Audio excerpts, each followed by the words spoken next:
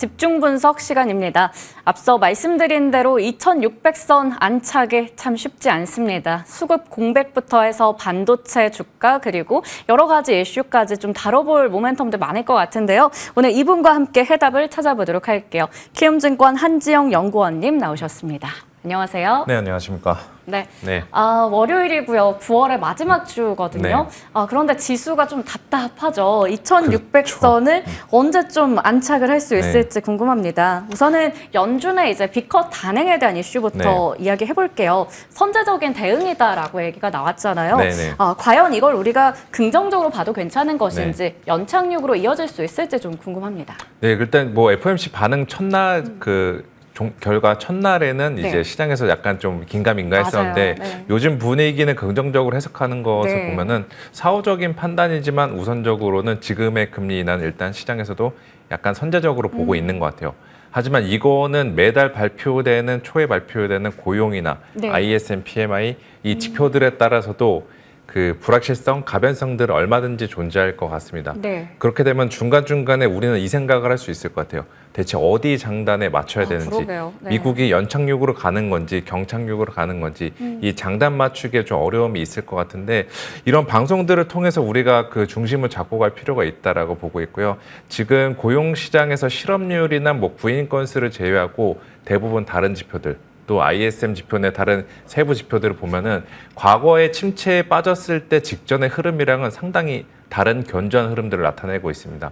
그런 상태에서 연준이 금리 인하를 했다? 이거는 중간중간에 미국 침체 불확실성들, 노이즈들이 있다고 하더라도 우리는 미국은 연착륙, 소프트 랜딩하고 연준의 금리 인하는 선제적, 그리고 증시에는 중장기적으로 우호적으로 작용할 거다. 이런 식으로 해석하는 게 맞지 않나. 말씀을 드리겠습니다. 네, 긍정적인 시나리오를 좀 말씀해 주셨습니다. 그러한 관점에서 우리 말씀해 주신 것처럼 참 방향성에 따라서 어떻게 장단 맞춰야 될지 어려운데 오늘 그거 한번 해답 좀 잡아볼게요. 자, 결국에 그러면 B컷 단행, 증시에 긍정적으로 작용할 수 있다라는 부분을 좀 짚어주신 것 같은데 자세하게 또 이야기해 볼까요? 예, 지금 그 B컷이 이게 긍정적이냐, 좀 더 본질적으로 선제적이냐, 사후적이냐, 좀 더 그 깊게 들어가면 침체에 빠지냐, 안 빠지냐 이게 중요한 거는 주식시장에서 위험이란 보상에 있어서 많은 차이가 나요.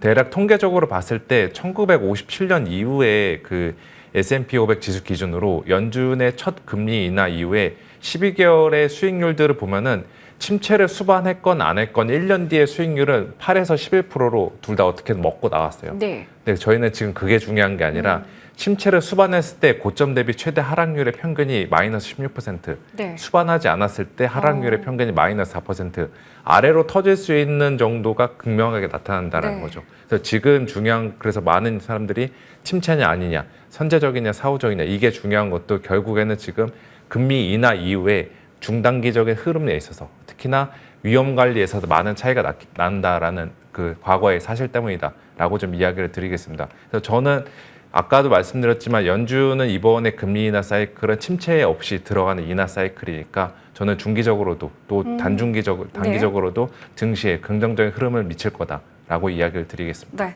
우리 중기적인 관점에서 봤을 때도 증시의 긍정적인 흐름 예상해 볼 수 있다라고 얘기 주셨네요. 자, 그러면 이렇게 우리가 가장 촉각을 곤두세우고 있었던 이벤트였던 FOMC와 BOJ 어느 정도 이제 불확실성은 해소가 된 상황입니다. 그러면 앞으로 봐야 하는 지표랑 이벤트도 분명 있을 텐데 미국의 대선 레이스 변수, 뭐 연준 위원들의 연설, 그리고 우리 나중에 또 얘기하겠지만 마이크론 실적부터 해서 PC 여러 가지 볼 게 많아요. 어디 주목하세요?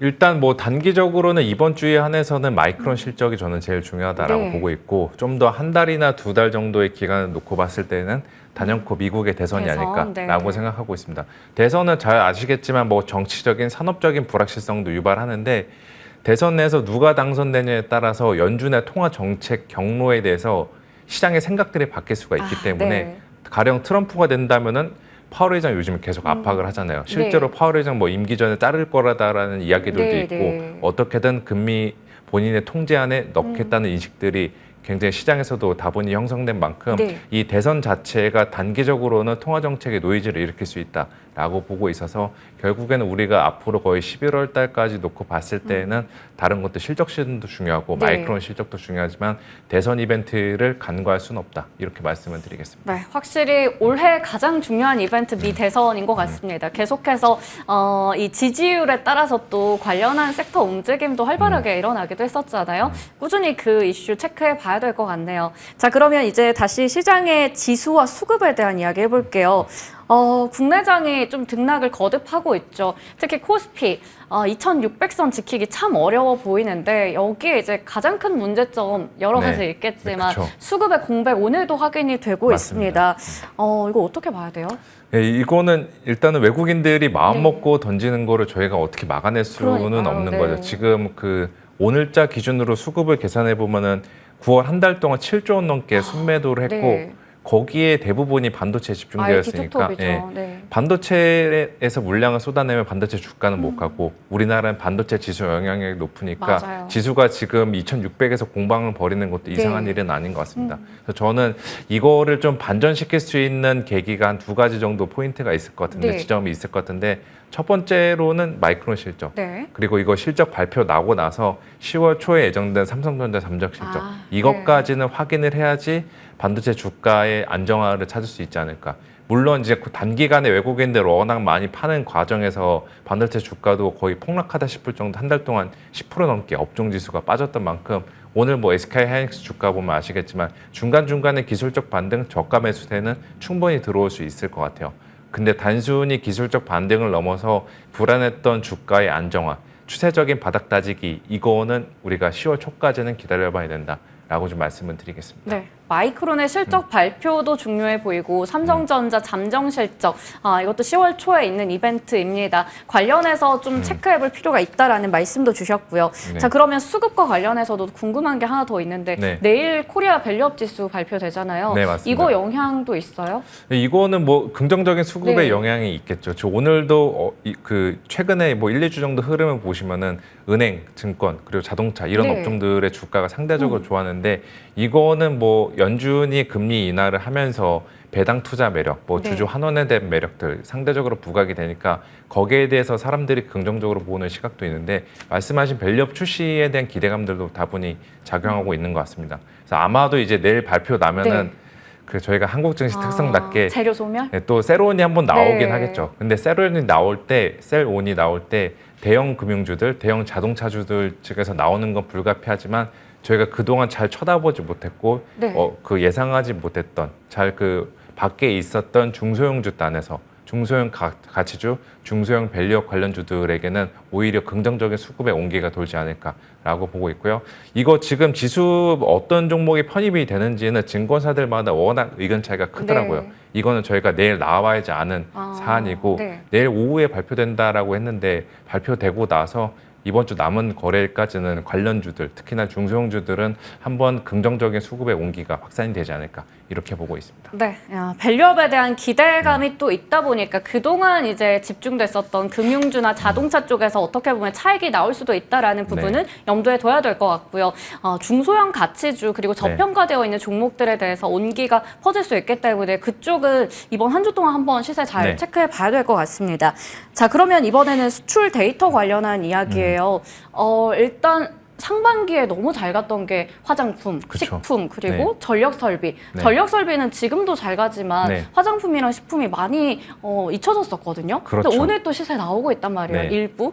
다시 주도권 잡을 수 있다고 보세요? 뭐 주도권이 잡기보다는 그 주가가 회복 정도로 회복, 보면 되지 않을까라고 보고 있고 대신에 어차피 이들 자체의 그 주가의 배타는 높은 만큼 회복의 탄력은 저희가 흔히 말해 대형 반도체나 대형주들보다는 회복 탄력성들은 좀 더 강하지 않을까 이렇게 보고 있고 뭐 10월 달에도 뭐 좋은 이슈들이 뭐 몇 개 있잖아요. 아마존 프라임 데이를 비롯해서 미국이 이제 본격적인 연말 소비 시즌 들어가면은 맞습니다. 관련해서 뭐 화장품이나 식품 쪽에서도 긍정적 흐름을 나타낼 것 같고 전력기기 같은 경우는 이제 과거랑 다르게 AI 쪽에서 계속 수혜를 받는 건데 지금 AI 쪽에서 엔비디아는 약간 이제 주가가 불안불안한데 그 외 그 AI 업체들 뭐 메타나 아마존이나 마이크로소프트 이런 다른 AI 업체들의 실적이랑 또 수급 같은 경우는 미국에서도 여전히 좋거든요. 그 말은 AI 쪽이라는 이 거대한 메가 트렌드 테마는 완전 아직까지 살아있다.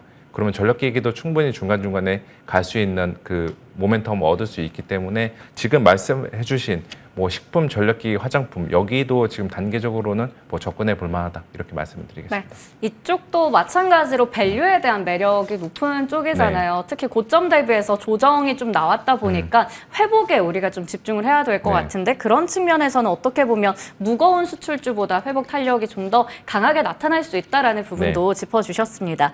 자, 그러면 이제 9월이 어느 정도 끝자락 향해서 달려가고 있습니다. 9월도 힘들었어요. 그렇죠. 금리 인하 사이클, 이건 이미 시작이 된 상황에서 우리는 어떻게 좀 포트 전략을 짜봐야 될까요? 그 이번 인하 사이클을 아마도 많은 분들이 보셨을 것 같은데 이제 성장주 쪽으로 금리 하락 시에 수혜를 보는 업종들은 성장주, 성장 스타일이니까 성장주 쪽으로 우리가 포커스를 맞추는 것이 맞고 저는 성장주 내에서도 바이오가 좋다라고 생각하고 있어요. 바이오는 그 스토리, 내러티브 상으로도 굉장히 잘 형성이 되어 있고 금리나 수혜주, 중국과 미국이 이제 갈등을 벌일 때 우리나라 바이오 업체들을 상대적으로 수혜해 본다. 이러한 기대감과 스토리가 있고 또 실적 같은 경우도 예전에 바이오 버블 장세 때랑 달리 이제는 가시성이 있으니까 바이오가 주도주가 될 것이라고 저는 보고 있는데 참 우리나라 증시가 다이나믹한 게 최근 한 3, 4거래일 동안 주가 오르는 거 보면은 연말에 오를 거 지금 다 땡겨서 오르는 것 같더라고요. 가는 거만 가는 것 같기도 하고요. 그래서 아마도 그 단기적으로는 가격 부담을 또 소화는 해야 될 것 같습니다. 그래서 지금 굳이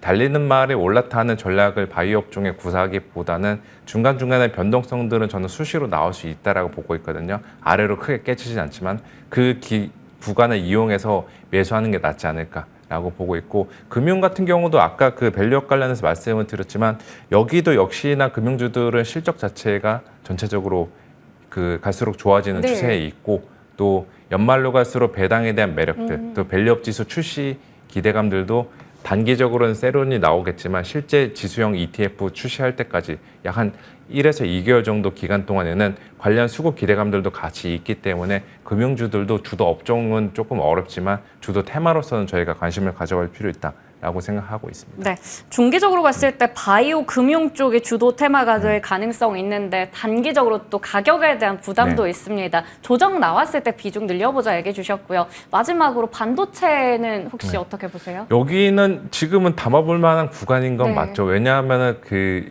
9월달 지난주 금요일까지 기준을 봤을 때 코스피 내에서 반도체 업종이 13% 빠졌거든요. 저 이렇게 빠진 거 저도 개인적으로 처음 봤어요. 그리고 외국인들이 거의 7조 정도로 반도체 순매도 했는데 그러한 가운데 속에서도 반도체에 대한 이익에 대한 하향 조정 비율, 하향 조정 정도가 8월 말 대비 9월 현재 한 2에서 3% 정도밖에 조정이 안 됐어요.